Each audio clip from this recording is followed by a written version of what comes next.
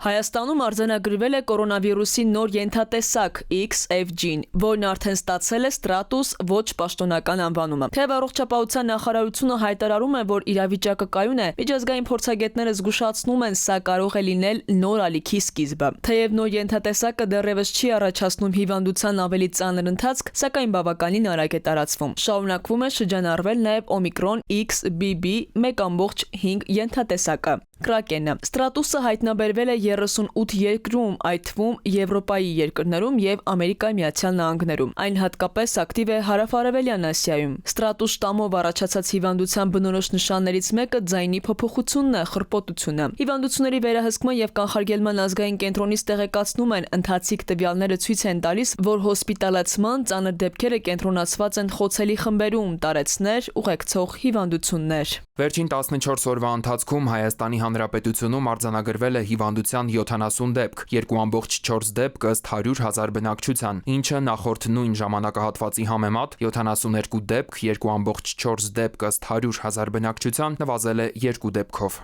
Նոր ենթատեսակի ի հայտ գալը եւս մեկ հիշեցում է կորոնավիրուսը դեռ մեզ հետ է։ Չնայած վտանգի աստիճանը ցածր է, զգուշությունը երբեք ավելորդ չէ։ Տեղեկացված լինելն ու կանխարգելիչ քայլեր ձեռնարկելը շարունակում են մնալ առողջությունը պաշտպանելու լավագույն միջոցը, ասում է վիրուսաբանն ու հավելում։ Աշնան սեզոնին բնորոշ նկատվում է սուշնչառական վարակների աճ։ Որոշ մասնագետների պնդմամբ էլ սա կարող է շրջադարձային լինել վիրուսի զարգացման հաջորդ փուլում։ Որևէ նոր շտամը վիրուսի նոր տարբերակ է, նոր տեսակ է, եւ բազմաթիվ անգամ նշել են, որ այդ վիրուսները անընդհատ փոփոխվում են, մուտացիաների են ենթարկվում